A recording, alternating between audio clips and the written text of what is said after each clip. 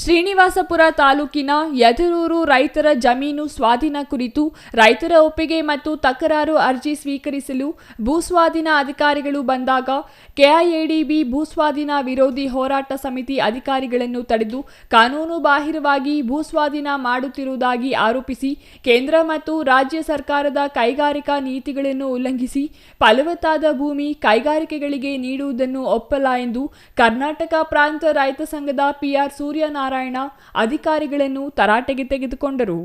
ಎಲ್ಲ ರೈತರಿಗೆ ನೋಟಿಸ್ ಜಾರಿಗೊಳಿಸಿ ನಂತರ ರೈತರ ಅಭಿಪ್ರಾಯ ಸಂಗ್ರಹಿಸಬೇಕು ಎಂದು 10 ದಿನಗಳ ಗಡುವು ನೀಡಿದರು.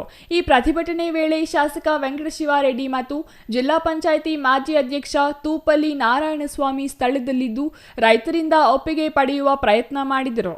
ಆದರೆ ರೈತರು ಭೂಮಿಯನ್ನು ಕೈಗಾರಿಕೆಗಳಿಗೆ ನೀಡುವುದಿಲ್ಲ, ಅಧಿಕಾರಿಗಳು ಕೂಡಲೇ ವಾಪಸ್ ತೆರಳಬೇಕು. ವ್ಯವಸಾಯ ಮಾಡುವ ಕೃಷಿ ಭೂಮಿ ಕಳೆದುಕೊಂಡ ಮೇಲೆ ಎಲ್ಲಿಗೆ ವಲಸೆ ಹೋಗಬೇಕೆಂದು ಪ್ರಶ್ನಿಸಿದರು. ಹಸು, ಮೇಕೆ, ಕುರಿ ಮತ್ತು ತೋಟಗಾರಿಕಾ ಬೆಳೆಗಳನ್ನು ನಂಬಿ ಬದುಕು ಕಟ್ಟಿಕೊಂಡಿರುವವರು ಗೂಳೆ ಹೋಗಬೇಕಾಗಿದೆ. ತಾಲೂಕಿನಲ್ಲಿ ಸಾಕಷ್ಟು ಪ್ರದೇಶದಲ್ಲಿ ಕಂದಾಯ ಇಲಾಖೆಯ ಬಂಜರು ಭೂಮಿ, ಸರ್ಕಾರಿ ಖರಾಬು ಅರಣ್ಯ ಭೂಮಿ ಇದೆ. ಕೆಲ ಪ್ರದೇಶಗಳಲ್ಲಿ ಯಾವುದೇ ಬೆಳೆ ಬೆಳೆಯದೆ ಬೀಡು ಭೂಮಿ ಇದ್ದು ಅಲ್ಲಿ ಕೈಗಾರಿಕೆಗಳನ್ನು ನಿರ್ಮಾಣ ಮಾಡಲು ತಾಲೂಕಿನ ಜನತೆಗೆ ಅಡ್ಡಿ ಇಲ್ಲ ಎಂದರು.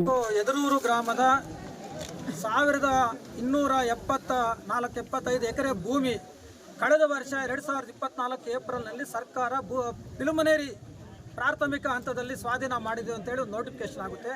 ಆವತ್ತಿಂದ ಇಲ್ಲಿ ತನಕ ರೈತರಿಗೆ ಕನಿಷ್ಠ ಯಾವುದೇ ಹಂತದಲ್ಲಿ ನೋಟಿಸ್ ತಲುಪಿಲ್ಲ. ನಿಮ್ಮ ಭೂಮಿ ಬೇಕು, ನಾವು ಹಿಂಗೆ ಕೈಗಾರಿಕೆ ಮಾಡ್ತೀವಿ ಅನ್ನತಕ್ಕಂಥ ವಿಚಾರದಲ್ಲೂ ನೋಟಿಸ್ ಹೋಗಿಲ್ಲ. ಈಗ ನಿಮ್ಮ ತಕರಾರನ್ನು ಸಲ್ಲಿಸಿ ನೀವು ಕೊಡ್ತೀರಾ ಇಲ್ವಾ ಅನ್ನೋಂಥ 2ನೇ ಹಂತದಲ್ಲಿ ಇವತ್ತು ಬಂದಿದ್ದಾರೆ. ಇವತ್ತೂ ಕೂಡ ಯಾವ ರೈತರಿಗೂ ನೋಟಿಸ್ ಹೋಗಿಲ್ಲ.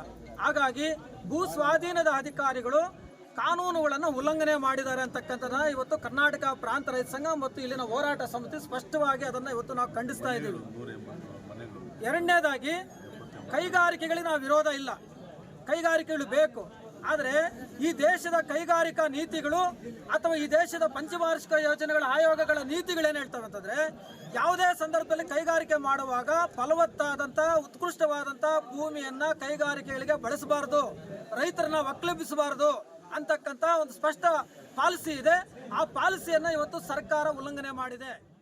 ಸರ್ಕಾರಿ ಜಮೀನಿನಲ್ಲಿ 2014ರ ಹಿಂದೆ ಕೇಂದ್ರ ಸರ್ಕಾರ ರೈಲ್ವೆ ವೀಲ್ ಅಂಡ್ ಆಕ್ಸಲ್ ಅಥವಾ ಕೋಚ್ ಫ್ಯಾಕ್ಟರಿ ಮಾಡಲು ಮಂತ್ರಿಮಂಡಲ ಸಮ್ಮತಿ ನೀಡಿತ್ತು. ನಂತರ ಸರ್ಕಾರಗಳ ಬದಲಾವಣೆಯಿಂದ, ರಾಜಕೀಯ ಪಕ್ಷಗಳ ಬದಲಾವಣೆಗಳಿಂದ ಈ ಕೆಲಸ ನೆನೆಗುದಿಗೆ ಬಿದ್ದಿದೆ.